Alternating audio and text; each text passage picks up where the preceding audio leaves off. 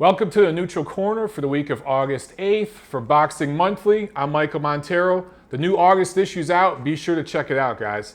But right now, let's get into the ring walk. Action Jackson asks, Triple G Lemieux, Cotto-Canelo, I'm broke, which one do I buy? Stop playing, man. We know which pay-per-view you're gonna buy. It's official, ladies and gentlemen. September 12th, Mayweather, Berto, Showtime pay-per-view. This is the one that you want to spend your money on. Now, I know what some of you are saying. Floyd's a boring fighter, but look, nobody watches Floyd to see him fight. I don't know about you, but I watch Floyd to see him count money. I mean, there's something kind of sexual about him holding a big, fat, thick, bulging wad of hundreds in his hands and counting him. Count for us, Floyd. Oh yes, Floyd, don't stop. Keep going. Oh God, do it slow, Floyd. Oh yes, do it faster, Floyd. Oh, Floyd!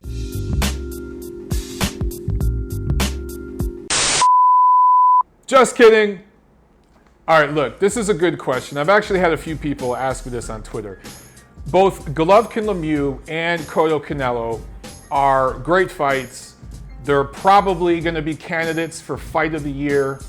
They're entertaining, interesting matchups for different reasons, but they're both pay-per-view. And on paper, Cotto-Canelo seems more worthy of pay-per-view because those are the two much bigger, much more established names, right? Quick side note, Cotto-Canelo is still not official. It's 95% done, but there's still a few details that both sides are bickering about. It's mostly Miguel Cotto's side, but we expect it to get done. The thing with Cotto-Canelo is nothing's been announced as far as the potential undercard. Nothing. With Triple G Lemieux, we know Roman Gonzalez, Chocolatito, is attached. He does not have an opponent, but he's the co-feature. The undefeated Cuban heavyweight, Luis Ortiz, he's 22-0, 19 knockouts. He is on the card. I don't know if he's going to be part of the pay-per-view, but he's on the actual card. Look, if this Cuban heavyweight opens that pay-per-view card, that's fun. How often do you see a heavyweight on a pay-per-view undercard? So for me, just to answer your question, short story long here, it depends on the undercard. I expect the Triple G Lemieux card to be better top to bottom. I suspect Cotto-Canelo is going to be top heavy. I think it's going to be a shit undercard, just like the Mayweather-Berto thing. It's going to be all about the main event. Now, it's a great main event, don't get me wrong. But if, let's say both of these cards are priced at $50, it depends. You're going to get more bang for your buck, I think, with the Triple G Lemieux card because they know, K2 Promotions and Golden Boy, they know those aren't two very big names yet in the sport. Triple G's on his way. But to sell that card, they're going to have to stack it, right? I expect that to be a good pay-per-view card, top to bottom. Cotto-Canelo, though, if you're a big Miguel Cotto fan, look, it's going to be one more fight after this one, and then he's going to retire. If you're a big Canelo fan, this is his chance to claim the quote-unquote linear middleweight championship, even though this is at 155 pounds. So it's really a matter of preference. If it were me, I go with which card has the better undercard. That's going to be Golovkin Lemieux. So last Saturday at the Barclays Center in Brooklyn, New York, it was PBC on ESPN. The co-feature, Daniel Jacobs, scored a second-round TKO over Sergio Mora. This was actually pretty interesting for the round and a half that it lasted. I thought this was going to be a stinker of a fight because Sergio Mora is just kind of a stinker. He's a spoiler. But the first round was pretty damn good. Dare I say the first round of this fight was the best round of PBC we've seen so far. It's definitely up there, one of the top 2 or 3 rounds so far in PBC history. Jacobs knocked down Sergio Mora. I believe it was a hook. And one thing I noticed about Mora, he was pulling straight back and there was no head movement. So regardless of how this fight would have played out over 5, 6, 7, 8 rounds, I think Mora was going to get stopped. But he got dropped in that first round, and Jacobs, I think, got a little bit lazy, a little careless, a little cocky, and Mora came back with a vengeance, and he put Jacobs down. I did not expect that, and I will admit, I'm admitting right now, I actually jumped up out of my seat and said, holy shit! That might be the first time that's happened so far of all the PBC fights I've watched. But in the second round, Jacobs was really starting to, I feel, impose his will. He was looking better. Still a close fight, still a close round. But he landed a couple of body shots along the ropes. Mora backed up. They got a little bit tangled up. Mora's right leg buckled underneath him. Was not from a punch that I could tell. I originally thought that Jacobs pushed him down, but it really didn't look like a punch either. It kind of just looked like he nudged Mora, Mora moved, and then Mora's knee buckled. Either way, Mora injured his right leg. I don't know if it was the knee or the ankle, but something gave. The way it bent back, it looked pretty bad. He tried to get up, and look, one thing about Sergio Mora, he's a tough guy, he's proved it before. He's not somebody that's gonna quit. I totally believe that the injury was legitimate. But this went down as a second round TKO for Jacobs, and I'm not sure what the rules are in New York. I'm real familiar with the rules here in California under our commission. Each commission's a little different. But this was before the fifth round, and I don't know. I mean, to me, it looked like an injury. It did not look like it was anything caused from a punch. It's not like it was a cut caused from a punch or something like that. It just looked like a freak kind of injury. If I was Mora's people, I might try to protest and see if this could be turned over to a no contest. This fight kind of reminded me of the first Bernard Hopkins-Chad Dawson fight. That was here in LA at Staples. I was actually ringside for that one. Now in that fight, Chad Dawson literally picked up Bernard Hopkins and threw him into the canvas, and that it dislocated Hopkins' shoulder. So literally a foul caused an injury. So that was turned over to a no contest. It's not exactly the same situation here, but I didn't see anything from a punch that caused this injury. And either way, it goes down the books as a TKO win for Jacobs. Look, my issue with Jacobs was after the fight, he was asked in the ring about a rematch. Proper boxing etiquette is to say, whether you mean it or not, it's to kind of play politician and to say, if the fans want a rematch, we'll give them a rematch. Jacobs didn't do that. He said something to the effect of, I can't believe that guy dropped me. He has no power. A rematch with Mora would be a step backwards.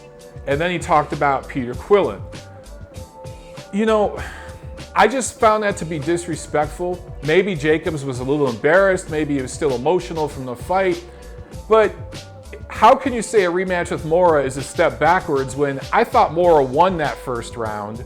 And there was a knockdown called when Mora hurt his knee. The ref screwed up because that was not a legit knockdown.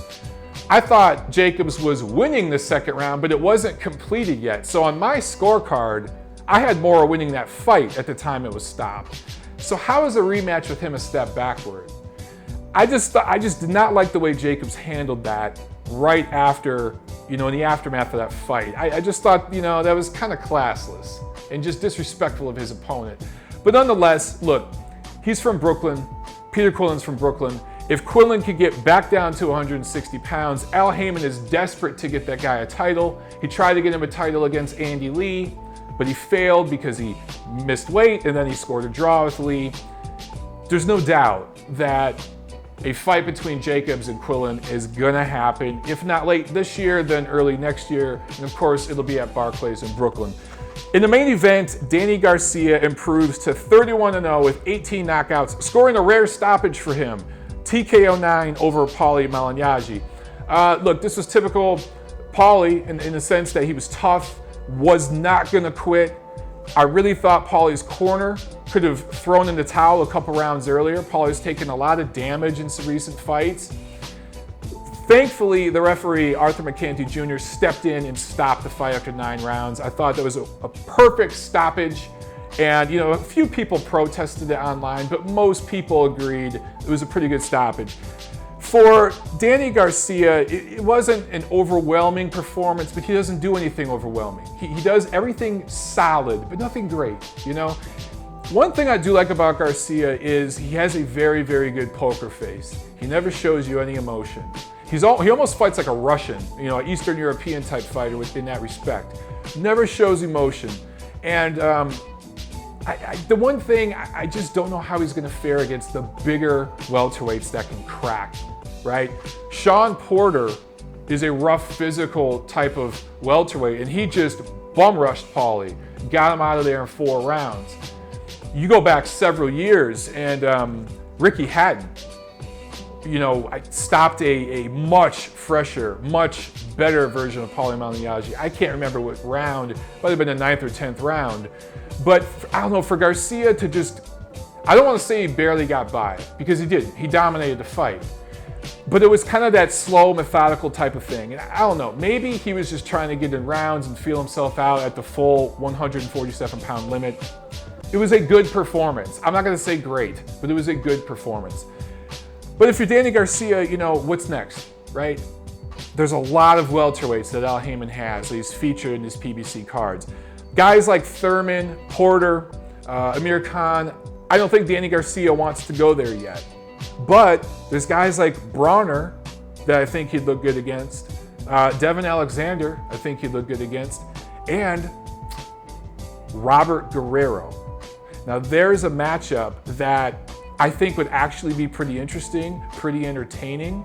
Guerrero's another guy like Malignaggi who started way down in weight and moved up, doesn't have any real power at welterweight. That would be an interesting, exciting East Coast, West Coast type of matchup that Al Haymon could make. So don't be surprised if you see something like that over the next 6 months for Garcia. Let's talk about Paulie Malignaggi real quick. He did admit that this was his last fight. He didn't like the way he looked, and he announced his retirement after the loss.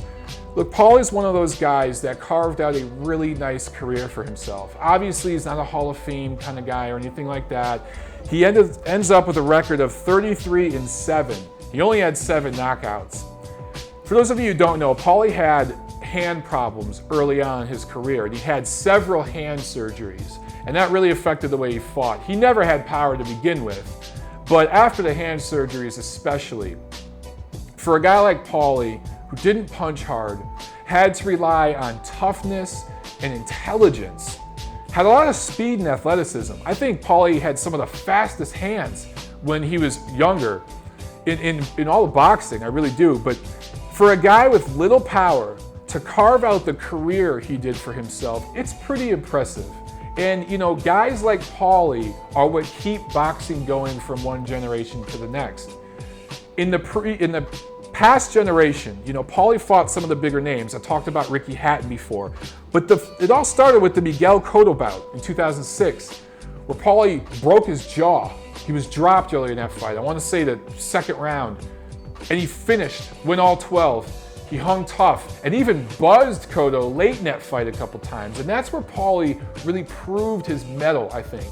And from that point on, you know, he won titles. He won the IBF title at 140, defended it a couple times, and then lost to Hatton. And he fought Juan Diaz twice. That was a guy who had several titles at lightweight. He got robbed in that first fight against Diaz, beat him in the rematch. Ended up moving up to 47, winning a title there against Vyacheslav Senchenko. That was the guy who ended Ricky Hatton's career. And then look, in the last few years, Paulie's gone on to fight Adrian Brawner. Some people thought he won that fight. I thought Brawner won, but barely. He beat Zab Judah, another Brooklyn guy in Brooklyn. And then the losses to Porter and Garcia. All in all, really a nice career. And like I said, he fought some of the best of that previous generation, and now he's fought some of the best of this generation. He kind of brought that old generation to the new and introduced some of these new fighters to that higher sphere of the division, right? Now guys like Sean Porter, Danny Garcia, they have a name on their resume like a Paulie Malignaggi. That kind of those fans that knew Paulie from the last decade, now they get to see these new fighters. So it's the B-level guys like Paulie that stick around and always make for quality fights. They're always in shape. They always give 100%. Those are the guys that really keep boxing going and give those stars a platform, right? If you beat Paulie Malignaggi, if you dominate him, you're a good fighter. If you lose to Paulie, you're B-level. And he's just one of those guys. I don't want to call him a gatekeeper. He became that in the last few years. But over the course of his career, Paulie was one of those guys who determined if you were a good welterweight or a star welterweight, right? You kind of had to be that star elite level to beat Paulie at his best. So all in all, great career. And good luck, Paulie, in your commentating career. You got a long, long life of boxing ahead of you, brother. Well done. Okay, this weekend, not much going on in the world of boxing, but there's a couple of cards with some prospects and a lot of Eastern European talent. There's a Shobox card Friday with 2 Ukrainian amateur standouts, both middleweights. The first fight is between, I'm gonna butcher these names, man. Evan Kitrov, I believe it's pronounced. He's 10-0. This guy won a gold medal in the 2011 Amateur Championships. He beat the Japanese middleweight, Ryota Murata, in those championships. That's the guy who ended up becoming the gold medalist in the 2012 Olympics. This guy looks really good from what I've seen so far. I haven't seen him fight, but just the record, what I've read up on him. 5'11", good size for a middleweight. Just went pro in 2013. He's already got 10 fights. He went pro in December 2013. So really, it's been a year and a half for him. 10 fights already. Looks pretty good. And then on the other fight, I don't know which one's the co-feature or main event, don't quote me. Sergey Derevyanchenko. Probably butchered that. This guy was a Ukrainian Olympian, 5-0, 4 KOs as a pro so far. A little undersized for a middleweight. He's 5'7". He won the bronze in the 2007 World Amateur Championships. He lost in the gold medal match to Matvey Korobov. No shame in that. What I don't get is this guy had some amateur wins. I mentioned 2007 Amateur Championships, 2008 Olympics, but he didn't go pro until last July. He's only been pro for a year, so there was a big delay. I don't know what happened with him. Maybe one of you guys could tell me a little more about him. But so far, he's perfect as a pro. And these guys coming out of that system, that amateur system, they're exciting.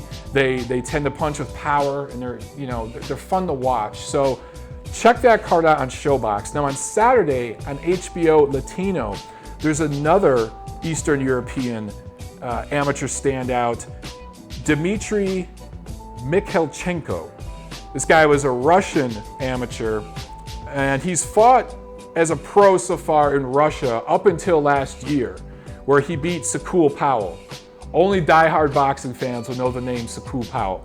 But this guy, he came over to America last year, 19-0, only 8 knockouts. So he kind of defies that Russian stereotype of being a power puncher. He's going up against Johan Perez, who is a Colombian fighter. He's 22-1, 13 KOs. This guy fought Mauricio Herrera last year in a tough fight. He lost. It was a decisive win for Herrera, but it was a competitive fight. So I think this will be a fun main event. Also in the co-feature, Yoandris Salinas. This is a Cuban super bantamweight. This guy had over 300 amateur fights. He's going to be featured on this card as well. So be sure to check these 2 cards out. Should be fun. These are prospects moving on their way up. Other than that, pretty quiet weekend in the sport of boxing.